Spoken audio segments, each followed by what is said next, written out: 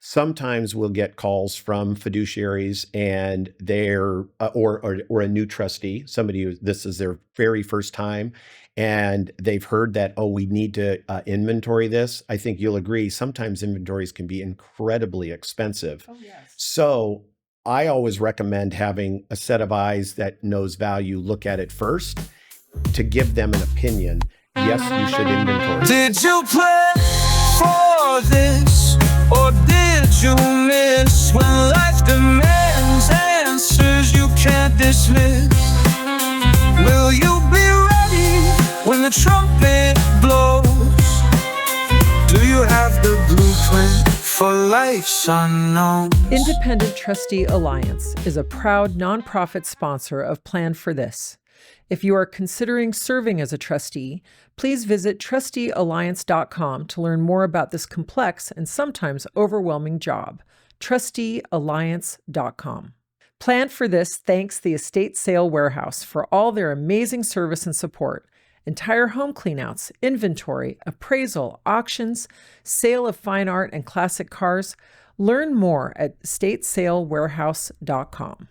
Welcome to the show. Marguerite and I are thrilled to have you today and Plan for This.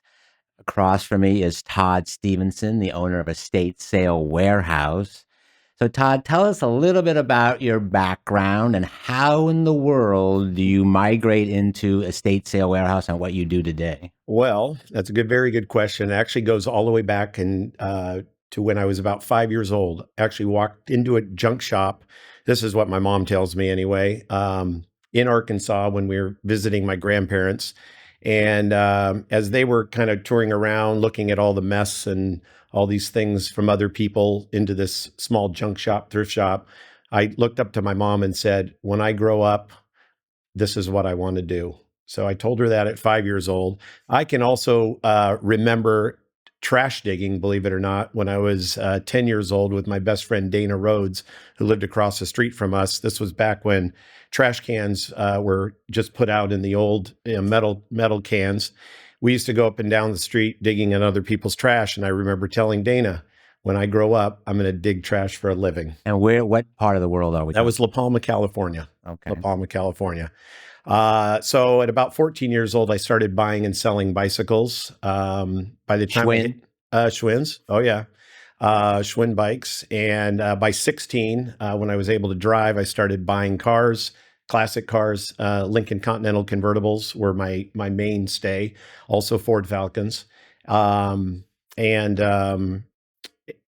Started buying and selling those, got into the music from the 1950s. When I moved out at 18 years old, I had to have the furniture that went with it.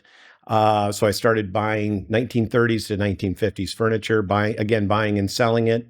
Got a job with Nordstrom, was on the path to retail. I was actually working at Cerritos Mall for Nordstrom, got transferred to Glendale. I was pretty much in demand. They transferred me to South Coast Plaza. They were prepping me for my own store to be a shoe buyer, men's shoes. And at that point, I understood retail. I understand, you buy, you sell. And I decided I don't want to do this for a living. Do not want to do retail. Putting shoes on women's feet? Men's feet. Men's feet, okay. Yeah. And so anyway, my dad was in real estate. So Ron, I think I told you this story before. Yeah. I moved down to San Diego to join in with my father. And sold real estate for 4 years and realized I didn't want to do this either. I kept buying and selling things, 1950s, mostly 1930s to 1960s furniture. And at that point, give us the time frame. I mean, that would have been, so I started in real estate in 1989. And by 1993, my first wife had passed away.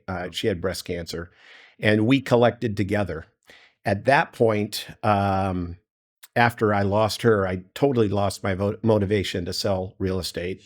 And we had collected all these things. And I looked around and I realized this is stuff. It's just all these things that were treasured to me were no longer important. You're gonna choke up a little bit. No, that's okay. I understand. Anyway, life goes on. I met a beautiful woman that I'm married to today, Mona. And at that point, I realized she didn't like the stuff that I had collected with my first wife, Heather, who'd passed. And she wanted all new things. So I said, well, let's do that. When we got engaged, married, she still holds this over to me today, 30 years later. I convinced her the best honeymoon would be, let's fly to Little Rock, Arkansas, rent a U-Haul, and start buying things for our home. I'll get rid of everything that I had collected up to that point, and we'll start buying things for our home. And she's not a collector. She wasn't What's then. Little Rock, Arkansas? That's Walmart. We just figured that'd be the best place to start. Oh. So we flew to Little Rock, and my idea was we would go to consignment shops and resale shops, because I'm not into buying new. I've never been into buying new. I think it's, I don't want to say it's a waste. I think it's a waste of money. When you can buy things that have just barely been used if you just shop around for them. So that was the plan. On our honeymoon, I said, I'll take you to the Capitol Hotel, 5-star hotel. And then from there, it was kind of downhill for her. But Well, you're living in San Diego. we're living in San Diego. So and she voluntarily says, I want to go to Little Rock. Oh, no. Oh, no. She didn't volunteer. Oh, okay. No. I convinced her, look, you've never met my grandmother. My grandmother was when we got married, my grandmother on my father's side was still living in Horseshoe Bend. She wasn't able to come out to our wedding. So I convinced Mona, I want you to meet my grandmother. And hey, by the way, when we get there, we'll rent a U-Haul. And since we've now sold everything in my house, we'll furnish it on the way back. And we'll see the place where I got my inspiration when I was 5 years old. Right. Right? Exactly. I can just imagine moving furniture on my honeymoon. Oh. I could see that the story continues. Oh, we had a great time. We actually did have a very good time. I'm paying for it today, so now I have to take her all around the world on a new honeymoon almost every year. But I was going to say, I want to hear Mona come on the podcast to hear her side of this story. Right? Yeah, exactly. And I'm trying to imagine the conversation. Exactly. So just prior to that, so we got married in 1995, and in 1993, like I said, my first wife had passed away. By 1994, I met a friend of mine. I actually had a friend of mine named Rick Habbock. He's still with us today, although I bought him out of the business 8 years ago. He had a building on Coast Highway that he couldn't rent. It was in a really bad part of town, and if you could believe, South Oceanside was a really bad part of town. And I convinced him, just because I had a love for buying and selling 1930s to 1960s furniture and all the things that went with it, or were kitschy items, kitchen things. I convinced Rick. I said, I've got a great idea. I said, you and I, and that was our friendship was based on that. You and I are going all over town trying to find 1930s to 1960s things. I said, I have a better idea. Why don't we just buy everything in the house? And instead of trying to find an end table here and maybe getting lucky and finding a dining room set there, we can do the same. We can use those same principles for everything in the house. Keystone markup, and that's really the key to retail. You pay typically about 50% of what something's worth, and then you move it to a different market, and then you sell it through your resale store.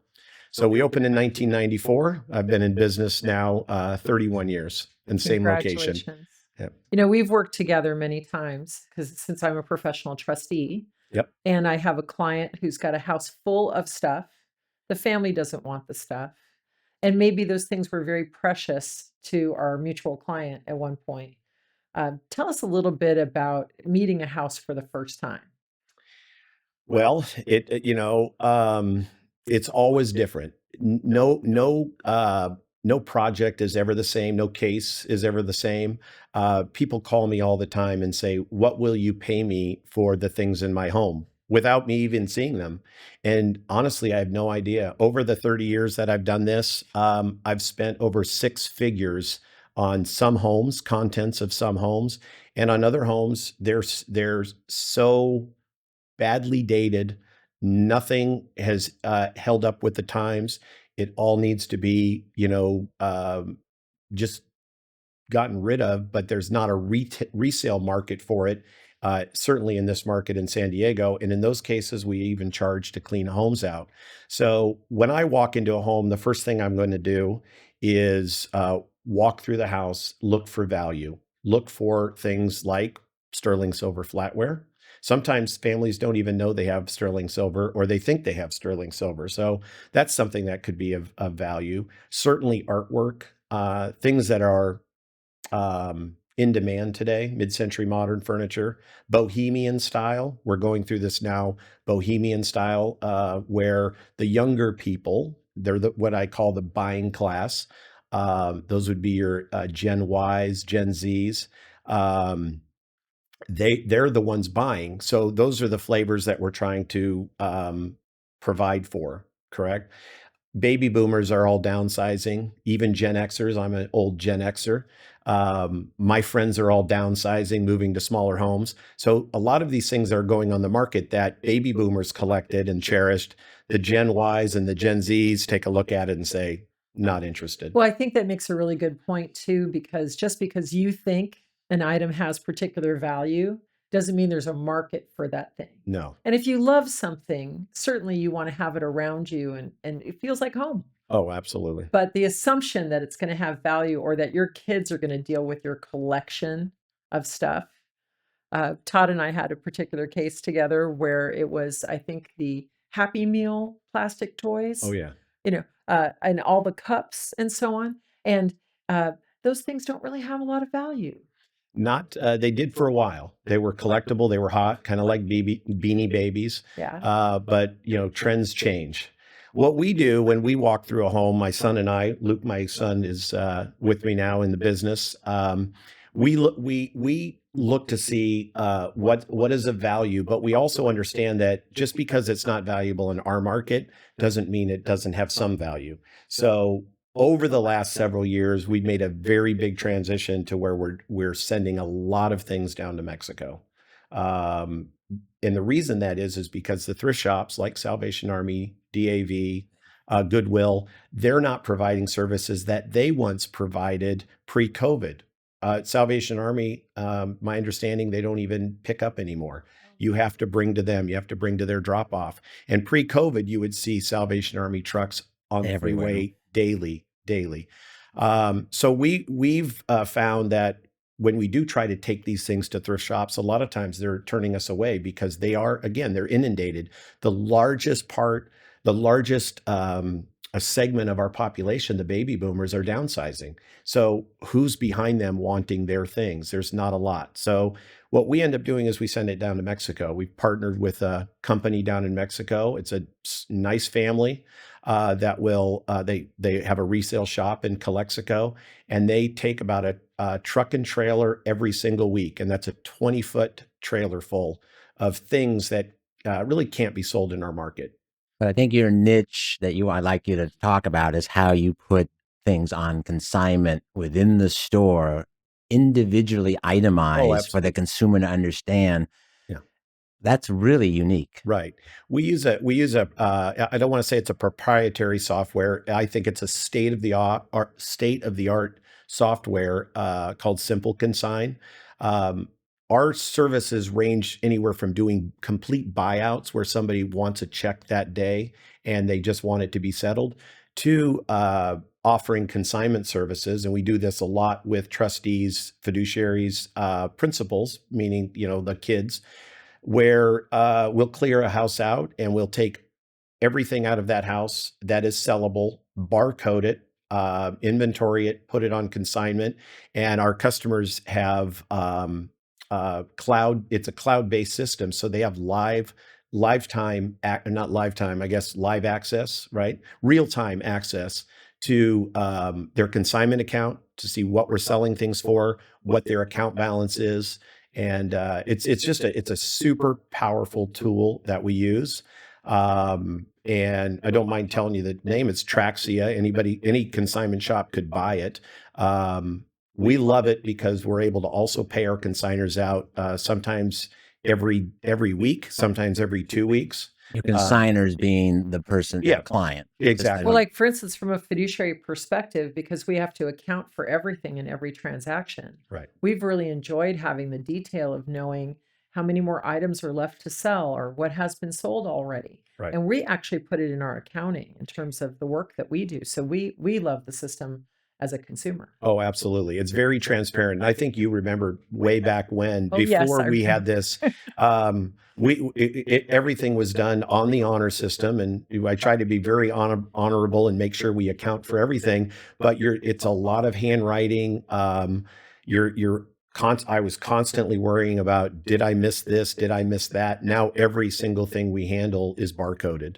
So it's very easy to track. So talk us through the logistics of how this works. Mr. and Mrs. Jones have passed away, or the grandparents have passed away. The grandchild is the successor trustee. They don't live in the city of San Diego or the county of San Diego. They call you.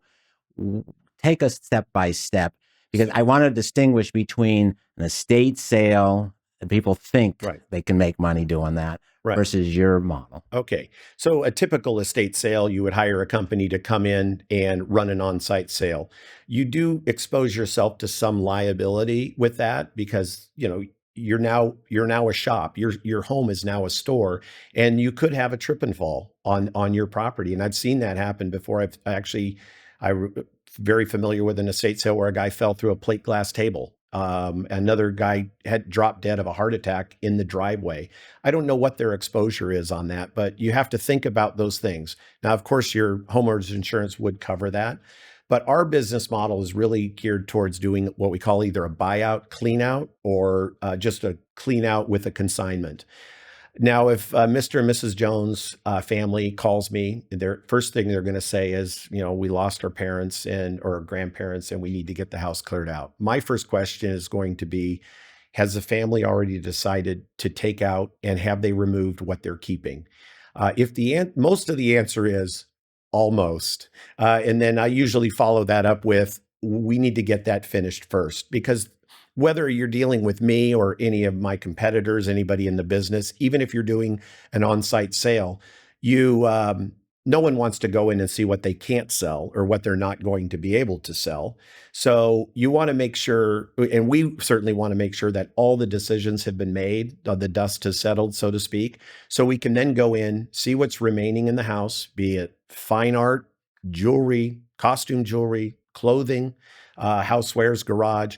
We know what we're going to be dealing with. That way we can assess value. I just want to interrupt for 2 seconds. Sure. The one thing I want you to stress is, folks, don't throw anything away. Can you please reiterate that? I do want to say that. And it's funny because I go back to my days when I was with Dana Rhodes across the street and we were trash digging. People throw away things that they think have no value. And I can tell you, and I'll tell everyone up front, when I walk into a home, if the trash bags are sitting in the living room and they have not thrown them out yet, the very first thing I'm going to be doing is going through the trash. And I have found gold coins in the trash. I have found important documents that were worth thousands of dollars that people have just thrown away. So people will look at paper and think, oh, there's no value to this. I've sold just a single flyer for a 1940s scooter, single page flyer, sold for $275 on eBay. And I want to add a thought to that also. Sometimes there's a race for the house. So use the example as of family members who are far away, Right. and they're calling you up long distance, right, to deal with this mess. But the other thing is there may only be a few really valuable things in the house. And the best thing would be to sell those so that the proceeds are shared equally among the beneficiaries. Correct. So if you are out there serving as a fiduciary, meaning that you have a duty for the highest and best good for all concerned, you might want to consider not touching anything and actually having an inventory of everything before anyone takes a thing. Awesome. Yes. Yeah. Getting to the inventory. I think an inventory is a great idea. It's not always the best idea to have something inventory because we inventory once we pick it up and we start processing it for sale. Sometimes we'll get calls from fiduciaries and they're or a new trustee, somebody who this is their very first time, and they've heard that, oh, we need to inventory this. I think you'll agree. Sometimes inventories can be incredibly expensive. Oh, yes. So I always recommend having a set of eyes that knows value look at it first. to give them an opinion. Yes, you should inventory this. I've seen cases over the years where people have spent tens of thousands of dollars inventorying thousands of dollars worth of stuff. Oh, sure. And it So, really depends on the dynamics in that family, but having you right. get a chance to look and see first Oh, yeah. has been so beneficial. Right. Right. So getting back to that first call, so I get the call and someone says to me, we've made all of our decisions. So our business again is focused not on estate sales, but what we call buyouts, cleanouts. I would then pay a visit to the property and then in these days, I'm typically making 2 or 3 different options for them. Number one, this is what I would pay you to buy everything and remove it. And this is your net check to me, and you'll never see me again. I should say you'll never see me again unless we discover something of real value that's hidden beneath the. And you are great at that. Thank you. Over the I years, I have to say on this podcast, $5,000 hidden in the chimney was a cool find. Right. We've found, I've got story after story, but I think we could do a podcast of things we've found, and people hide things in the strangest places. So yes, normally if we do a buyout, always I should say, whether we do a buyout, clean out, consignment, anything of value is declared. When I say anything of value, I'm talking about gold coins, silver coins. One time we found $140,000 in savings bonds. So those things are always declared, turned in, and we feel good about that. And that's why I think we've been in business over 30 years. And I want to go back to the estate sale model just for a moment, because we talked about what could happen, right? Trips or falls or that kind of thing, or maybe someone doing that intentionally, right? They walk into your house, they think the house is worth something, right? Okay. Yep. But the other thing is now you have to advertise that you have things for sale in that house. And it hasn't happened to me, but I know it's happened to other fiduciaries where a robbery happened During the or sale. burglary rather, when someone, the day before The day before the sale. and Yeah. also there's so much preparation because you can't just throw clothes on the floor and expect people to purchase them that way. Right. Things have to be presented properly. Right. So I know that some estate sales outfits will charge 50% of the proceeds or more in order to do all that work ahead of time to present everything really well. But they are not necessarily securing the property. That's still the responsibility of, again, the fiduciary or family member who's responsible. Could you tell us a little bit more about the estate sale aspect and the costs of doing absolutely. it that way? That's a very good question. Years ago, 31 years ago, when I started in this business, it was super easy. Estate sale companies would charge a flat rate, and generally it was 35% was the commission. And things have gotten more expensive these days. Labor's gotten more expensive. Back in the day, 31 years ago, I don't know a single company that had carried insurance, carried workers' comp insurance, paid their employees on payroll. But times have changed. You have to be in compliance. So these estate sale companies are being compliant, and being compliant, you have to have workers' comp insurance. You have to carry general liability insurance. Wages are much higher than they were 31 years ago. So the market's changed, and most estate sale companies do charge a setup fee.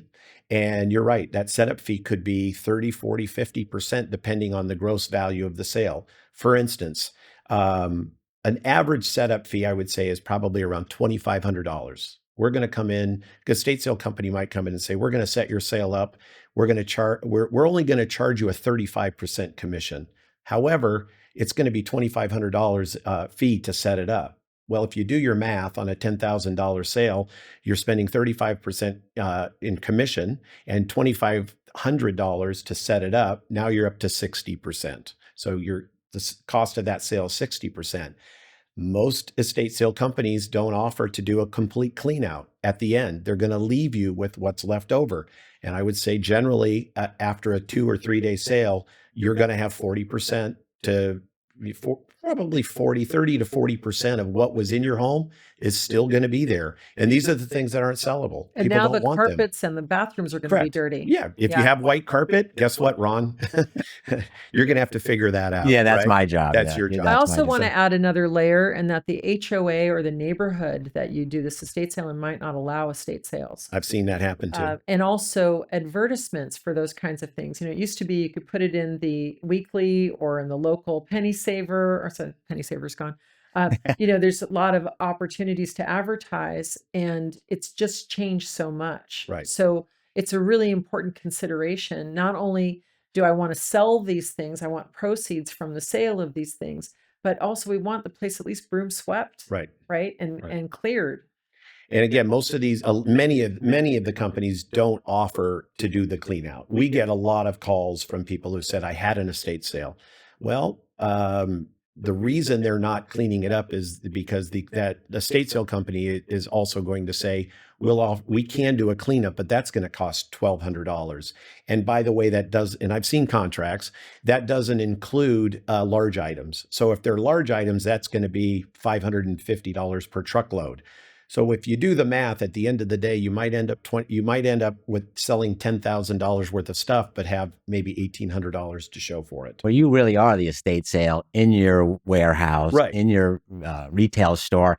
Now, we've thrown out a lot of locations, Cerritos Right. and South Coast Plaza and Oceanside. So people are listening all over the world, right? Right. So for those people that don't know, this is Southern California. Cerritos is Orange County-ish, South Correct. Coast Plaza. Oceanside is North San Diego. Todd, you were 5 years old when you said you were going to do this. Now you're over, obviously you're a little bit older, and your enthusiasm for this is unrelentless. I love it. And I absolutely is it like an love what I do. adrenaline rush when you knock on that door? I have to tell you, it used to be when I was younger, and even when we had first started the business, Rick and I, my original business partner, we used to just get so excited when we'd find that 1940s rattan or a living room full of Haywood Wakefield furniture or Herman Miller furniture back in the day. Is that still popular? Oh, it is. Believe it or not, Haywood Wakefield's kind of fallen off a little bit. The rattan, wicker's hotter than rattan these days, which no one wanted wicker 30 years ago. So there are a lot of things that were very collectible way back when. Now they're passe, and things that I would have considered throwing away or donating are the premium items. So you just have to kind of roll with the times, and that's a big benefit of having my 28-year-old son Luke in the business. Is he's tapped into that generation, so he knows what they're looking for. And he'll say, "Dad, no, that's a good piece." I'm like, "Are you kidding me? I would throw that out." Well, I really appreciate that. Not only you have the store, and the store is in Oceanside, and it's so fun to go treasure hunting because it's not some small shop. You guys, this store is massive, and there's so many different things, beautiful clothing items, the necklace I'm wearing, there's just really beautiful, collectible, amazing things. But also, Todd, you're such an expert on what's possible. I wonder, are people able to call you and talk to you about what they have? Like, does it have to be in California, or could you help people in other places? Well, I know this is the internet and it's worldwide. I don't mind phone calls, and I probably will get a lot of phone calls. Please be patient with me because I typically field about 150 correspondence a day via text, back and forth, email, phone calls, but I'm more than happy to share information. I can be brutally honest with you in a nice way. My dad, I'll tear up again maybe. I remember my dad, when I was 16 years old, I bought my very first 1961 Lincoln Continental 4-door convertible. I paid $1,800 for it. Ooh. That car today is several $100,000. Should have hung on to that one. And I remember when I bought it, it had the top up, and the Lincoln Continental has a retractable top. And I was so frustrated because as a 16-year-old who just got this like land yacht, black, put wide white walls on it, red leather interior. I mean, but the top was stuck up. I could not get it down. And I was so frustrated. My dad said, "Why don't you just call the local dealership?" And I said, they're not going to talk to a 16-year-old kid. He says, if you call the local dealership if the mechanic is a true professional, he'll be more than happy to share his information. And I remember that today when he said a true professional. And I called, and the guy walked me through how to get my top down on my Lincoln Continental. So to this day, I kind of feel like I'm paying it forward, but also living up to that standard. I hear what you're saying, but I'm also going to say that your information is so valuable that, and I know you're friendly and I know you're willing, but you're also charging a consulting fee. And it's important. It's important because I get it. Everyone's trying to figure out a way to do this, but you have such valuable information that you can be friendly and you can be nice. And at the same time, you can let people know, oh, well, you'll need an hour of my time to figure that out. Here's the email. Email me what you think you need, and then we'll work it out. Because I value you so highly for everything that you've done on all of the cases. And we've worked together for 20 plus years. Yes. And we've had some real adventures. And I just want to be sure that people understand that you might not be buying that item. They may not be selling it to you, but you could help them so much understand what they're looking at and what they have. Certainly. So thank you, Todd. Yeah. And one thing I do want to, Todd, your other love. So if those that can't find, don't get immediately phone back from Todd or text, you're going to be where? You're going to be on the ice hockey rink. Oh, yeah. Ice hockey player. Yep. So for those that are in the Midwest right now who are suffering through 7-degree temperatures. No offense to anybody in Canada, but I'm rooting for the USA tonight in the nation's face-off. But yeah, I've actually been playing in a men's league with two of my best friends for over, I think we're going on 32 years. Oh, that's awesome. We started in 1994 playing ice hockey. So an Orange County ice hockey player. No. La Paloma. Well, you said San Diego. I grew up in San Diego. I born in San Diego. Grew up in Orange County. Moved back to San Diego at 18. Okay. I'm sorry, at 22. Yeah. But you know, Ron, you were asking earlier about essentially we are doing an estate sale. It's true. So with a traditional estate sale company, Marguerite, you had said it does take some time to set up. Usually I would say, you know, depending on the estate sale company, they're going to need a week to 2 weeks to set up a sale in your home. So, and that's provided the kitchen and bathrooms are reasonably clean. I mean, it's possible that things need to be cleaned or removed or dealt with, you know, because you have people walking into the house. Every case is different. We've been in homes where the toilets haven't been functioning for, you know, years. 6-7 months, a year. Yeah. We know that. But with our system, I mean, we can also offer that basically exactly what the estate sale could offer, but we can remove it in 1 day and the consignment lasts 90 days. So we're very competitive with on-site sales. There are times, though, that I'll look at a home and they're perfectly set up to do an on-site sale, and I think they'll net more. And if they will net more, and if I feel they will, I'll definitely say you really should consider doing an on-site sale. But there's a number of reasons why people don't want it, because of the carpet, because mom and dad said, I don't want anybody traipsing through my house, because they went to an estate sale before and felt uncomfortable that people were looking at their clothes in their home. And I have another suggestion too. Please clear your medicine cabinets before you do any kind of estate sale. Okay. There is a drug problem out there. You don't know who's walking through. You have to really think about, are there weapons in the home? Right. You know, what else might there be that could just walk away? Right. And so it's also security. It's never just the stuff, is it? It's all of the work around making sure that things are done properly. Right. Well, we know it's a very, very emotional time, and we appreciate, you know, both Marguerite and I have obviously used your services for years, and we appreciate your ability to talk to people and understand that they're going through, they're grieving, the children, emotional time, and they still think that their stuff is, you know, the emotional side of it versus the monetary side are two different things that you weigh very well. So we appreciate you, Todd Stephenson, Estate Sale Warehouse, for coming on today and sharing with us your 31 years. 31 years, yeah. Congratulations. And hopefully more. I don't, you know, people ask me, I'm 58 years old.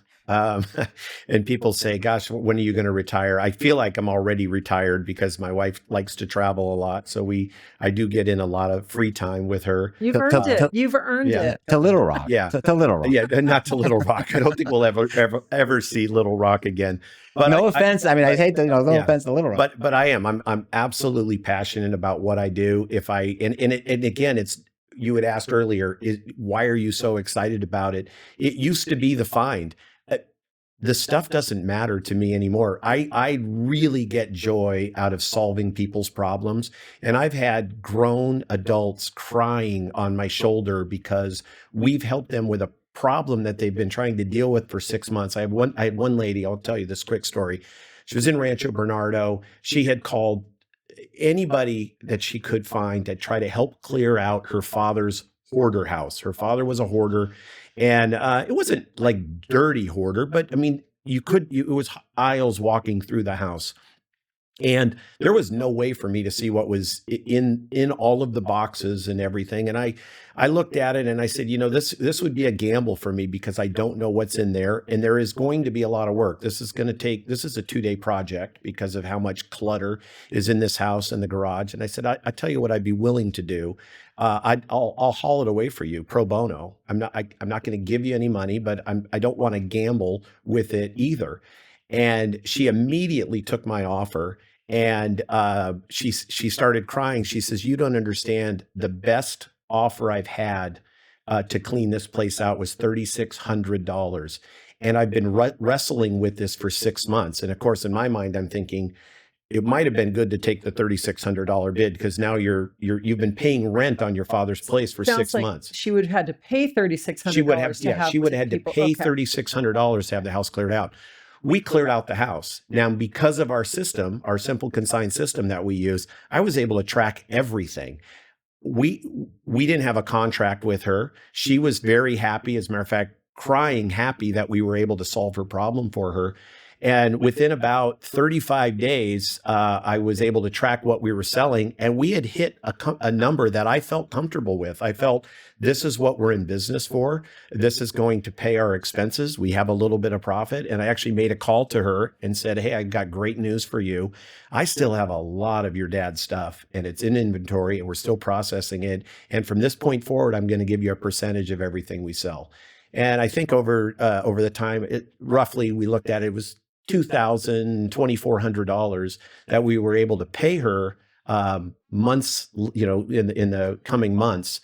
And I felt good about that. And that's why I'm just passionate about what I do. That's awesome. That's a great story. Thanks, Todd. Todd, thank you for being here today. Did you both of you. Everybody, did you plan for this? Right. Yes. Todd will be ready when life asks, did you plan for this? Maybe. I'm the cobbler. We talked about that. I'm the shoe cobbler. So next time we have you on, by then you'll have your estate plan done. I hope so. Okay. I hope so. No. Don't say I hope so to Marguerite.